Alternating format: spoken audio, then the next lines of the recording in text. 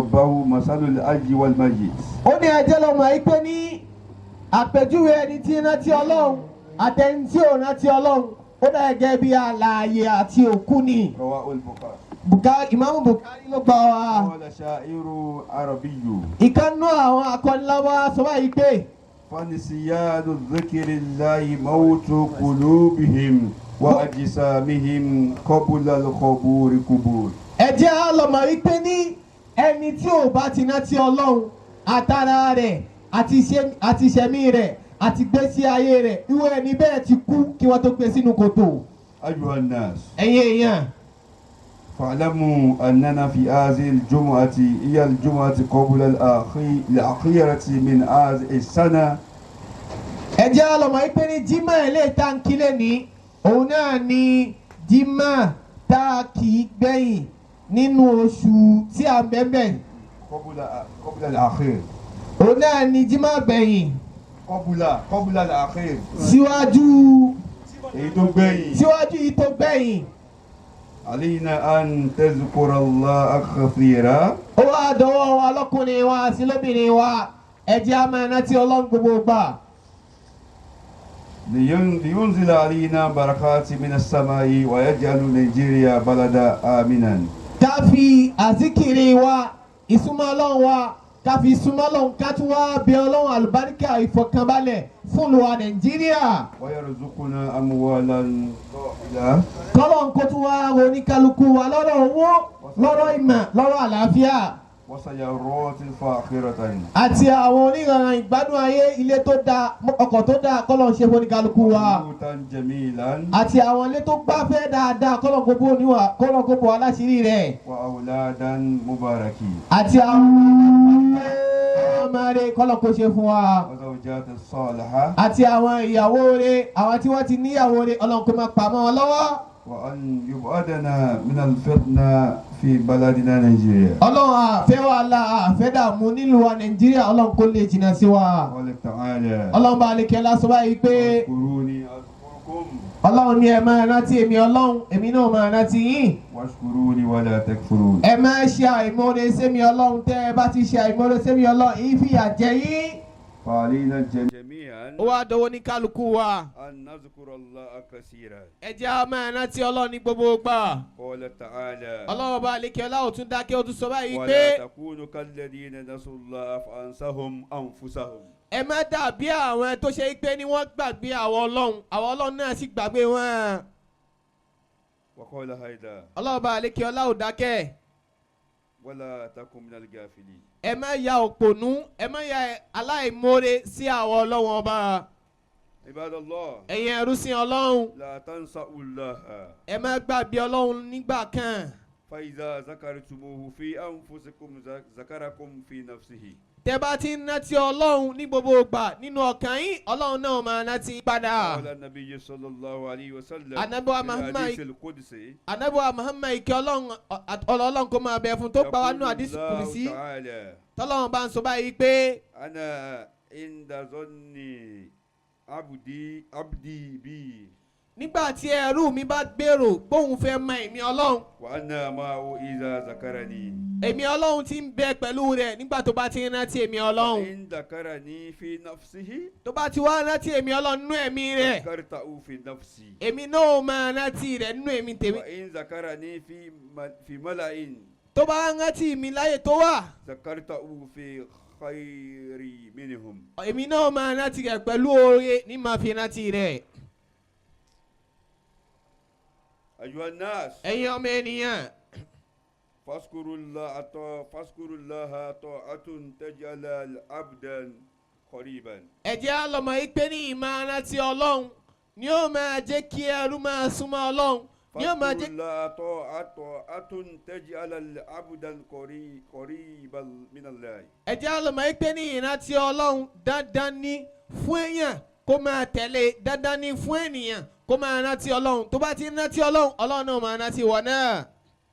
وتجعله مباركا في الدنيا. gbogbo ẹni tó bá ti rántí Ọlọ́run Ọlọ́run ó fún ní àlùbáríkà nínú ayé tá à ń bẹ́ẹ̀ yìí. وسعيدا في الآخرة. kódà ìwé ẹni bẹ́ẹ̀ tó bá jẹ́ ní tí máa rántí Ọlọ́run tó bá kú tán àwọn èèyàn ò ní gbàgbé rẹ̀ yóò ṣoríire láyé àtijọ́.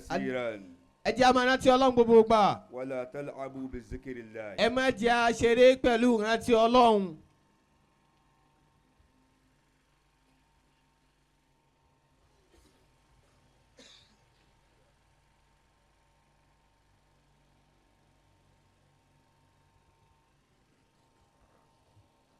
الحمد لله الذي أمرنا أن نذكره ليلا والنهار. A dúpẹ́ fún Ọlọ́run ọba tí a dúpẹ́ fún iná òun náà ni ọba tó pa wá láṣẹ pé ní ká máa rántí òun lọ́sàn-án àti láàárọ̀ àti lálẹ́ àti ní gbogbo ìgbà. والصلاة والسلام على حبيبي ومولاي وواصلي إلى الله. Ìkẹ́ Ọlọ́run Ọlọ́run kó máa bẹ́ni tí ó sọ bí Ọlọ́run ti rí kó máa bẹ́ni tí ó jẹ́ ká mọ̀ Ọlọ́run tí ń ṣe ànábọ̀ Muhammad. سيد الأولين والآخرين.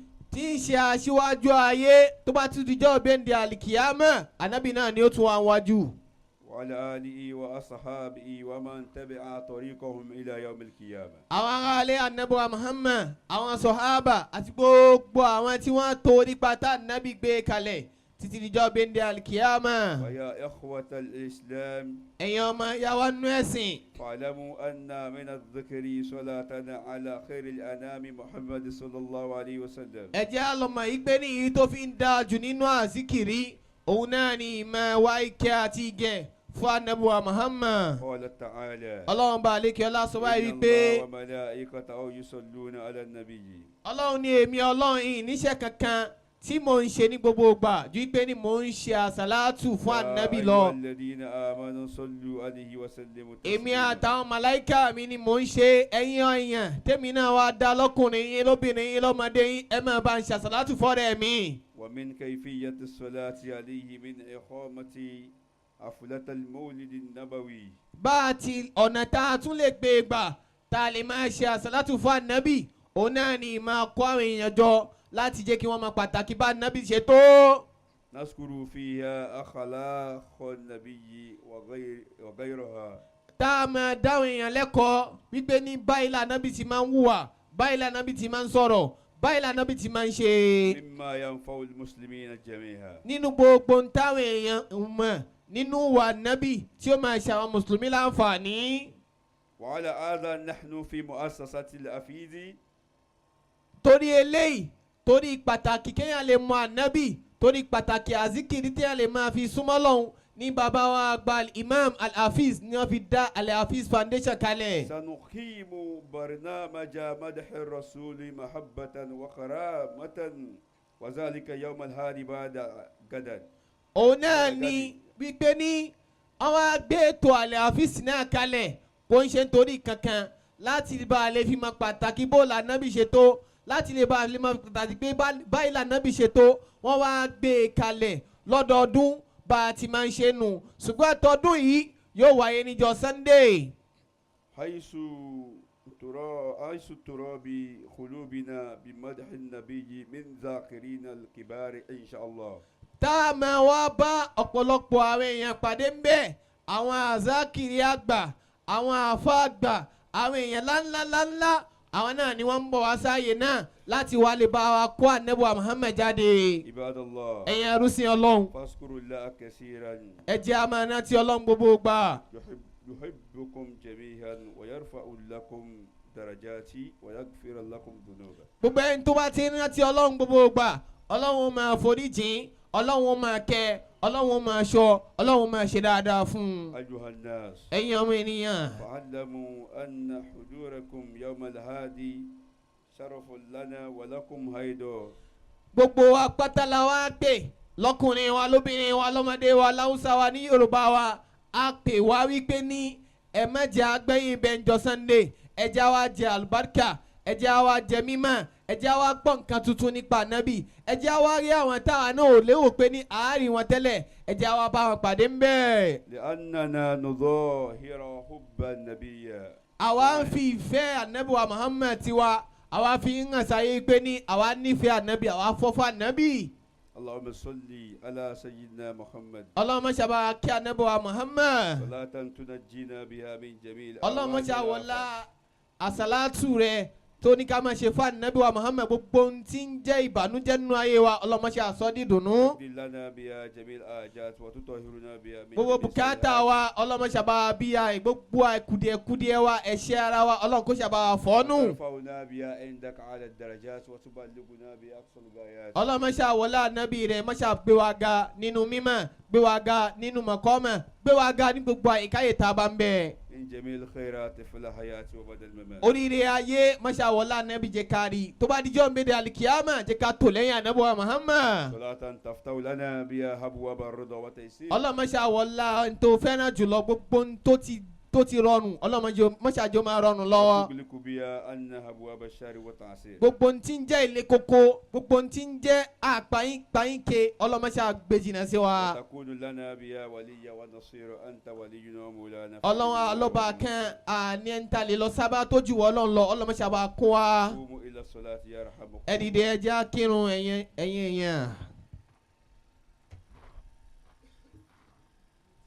الله أكبر الله أكبر أشهد أن لا إله إلا الله أشهد أن محمدا رسول الله حي على الصلاة حي على الفلاح قد قامت الصلاة قد قامت الصلاة الله أكبر الله أكبر لا إله إلا الله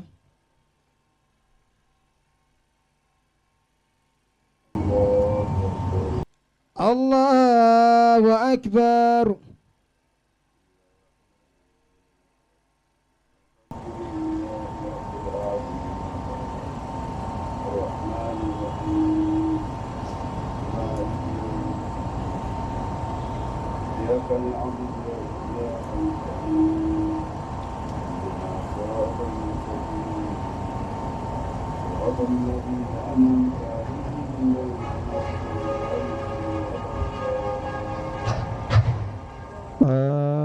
آمين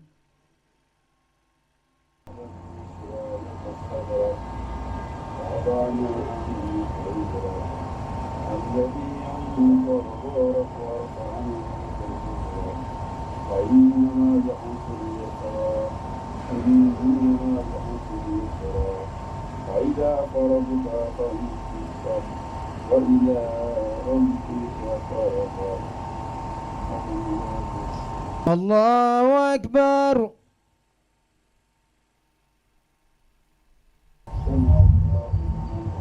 ربنا ولك الحمد الله أكبر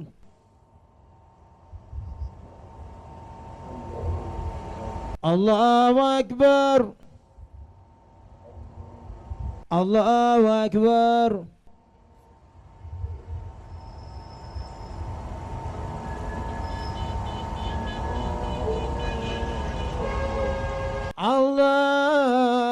الله أكبر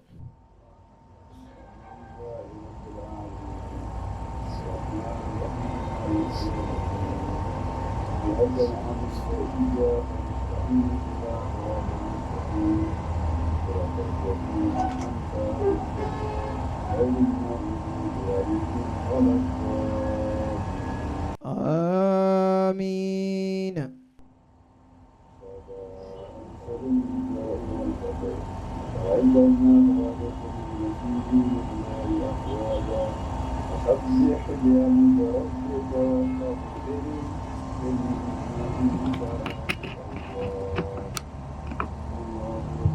الله أكبر ربنا ولك الحمد الله أكبر الله أكبر الله أكبر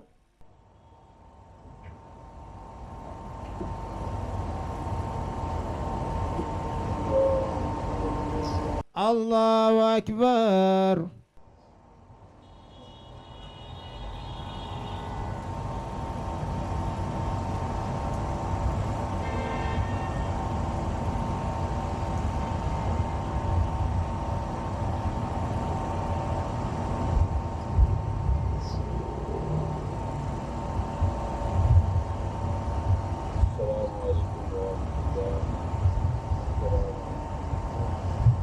السلام عليكم ورحمة الله.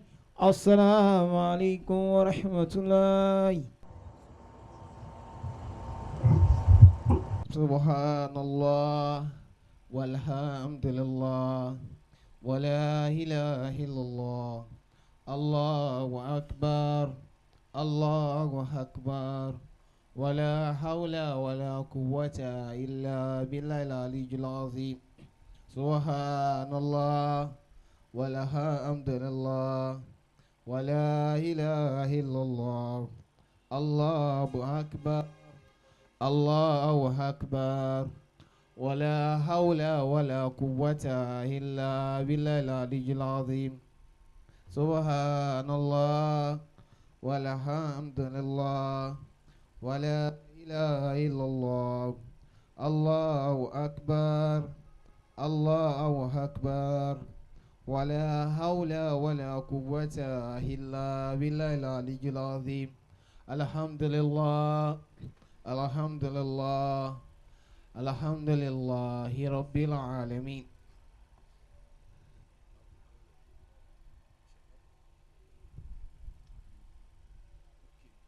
Bàbá ní tàdá wọ́n ní kí ẹ bá wa ṣàdúrà.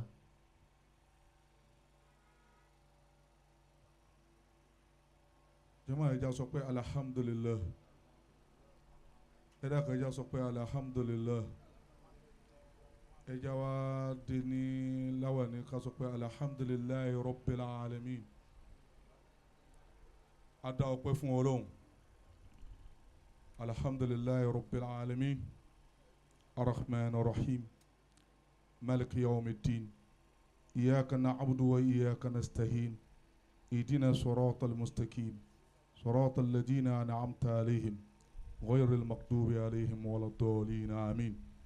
Ìrun Jímọ̀ tí Ọlọ́run ní ká kí ní èní ọlọ́mọṣá gba lẹ́sìn fún wa mọ̀ṣẹ́ ní àkìmọ̀ fún wa bàbá wa Imam Al-Hafeez tí Ọlọ́run ní kún kírun ní ààyè yìí fún wa olùwàjọ́ jàre mọ̀ṣẹ́ ní èyí téèyàn kí téèyàn fi dágbére fáyé wọlé Al-Qur'an Al-Azim sí wọ́n ní arúgbó ìmáàmù sí wọ́n ní arúgbó ìmáàmù sí wọ́n ní àwòkọ́ṣe ìmáàmù rere fi dunya wal akhirah wala la ilaha illallah muhammadu rasulullah wala gbólóhùn Ọlọ́run tó sọ fún anabi àgbà anabi Ibrahim tó ní izibtala Ibrahim rabbuhu bi kalimat fa atamahuna qala inni ja'iluka linnasi imaman qala wa min zurriyyati qala la yanalu ahadin zalimin.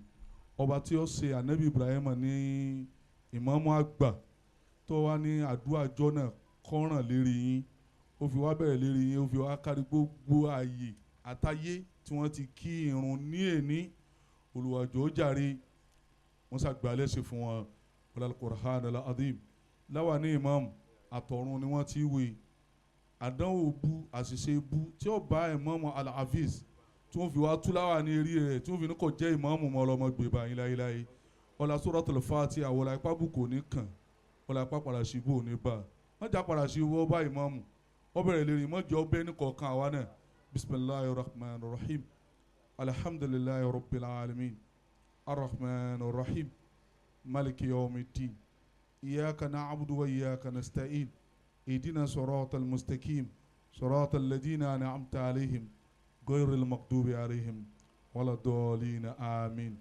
Ayatul Kursi mọ́lúdì ànábì tí ọkọ̀ tún láàyè tá a ti bẹ̀rẹ̀ láti ní gbogbo àyíkáyè tí everybody máa wá ẹni tí ó wá láti London ẹni tí ó wá láti Ghana ẹni tí ó wá láti Èkó ẹni tí ó wá láti Ìbàdàn ẹni tí ó wá láti Ìlọrin gbogbo àyíkáyè tí kálukú ti dìde tí wọ́n láwọn ń bọ̀ wá sí mọ́lúdì Imam Al-Hafeez olùwàjò ọjà rẹ̀ bá fi sọ̀rọ̀ sọ wọn dàbúrẹ́ bò wọ́n wíwá wọn àtàyè tí wọ́n bá wà àti pípadà wọn àtàwa tí wọ́n bọ̀ wá bá náà Ọlọ́run jọ̀ọ́ jàre jẹ́ Ayatul Kursi ọmọ jẹ́ ààbò fẹ́ni kọ̀ọ̀kan wa bí akí bismillahir rahmanir rahim Allahu la ilaha illa huwal hayyul qayyum la ta'khuzuhu sinatun wala nawm lahu ma fis samawati wa ma fil ard ma dhal ladhi yashfa'u indahu illa bi idhnihi ya'lamu ma bayna aydihim wa ma khalfahum wa la yuhituna bi shay'in min ilmihi illa biman sha'a wasi'a kursiyyuhu samawati wal ard ولا يود حفظهما